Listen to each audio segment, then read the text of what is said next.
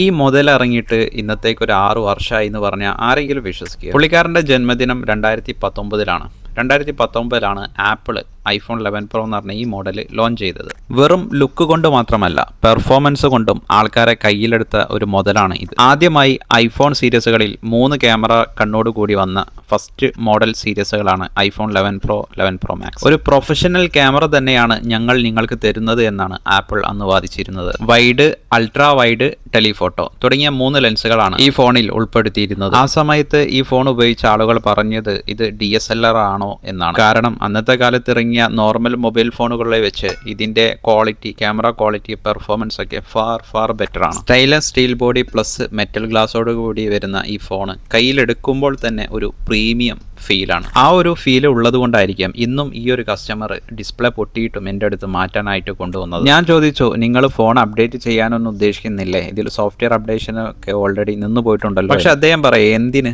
ഞാൻ ഇപ്പോഴും ഈ ഫോണിൽ സാറ്റിസ്ഫൈഡ് ആണ്, പിന്നെ എന്തിനാണ് പുതിയൊരു ഫോൺ വലിയൊരു എമൗണ്ട് ഇൻവെസ്റ്റ് ചെയ്ത് വാങ്ങുന്നത്? പുള്ളിക്കാരൻ പറഞ്ഞതിലും കാര്യമുണ്ട്. വലിയൊരു പൈസ വെറും ഷോ ഓഫിന് വേണ്ടി മാത്രം ചെലവാക്കുന്നതിലും വലിയ കാര്യമൊന്നുമില്ല. നല്ലൊരു പെർഫോമൻസ് തരുന്നൊരു ഫോണാണ് കയ്യിലെങ്കിൽ പിന്നെ അത് തന്നെ യൂസ് ചെയ്യുന്നതല്ല നല്ലത്.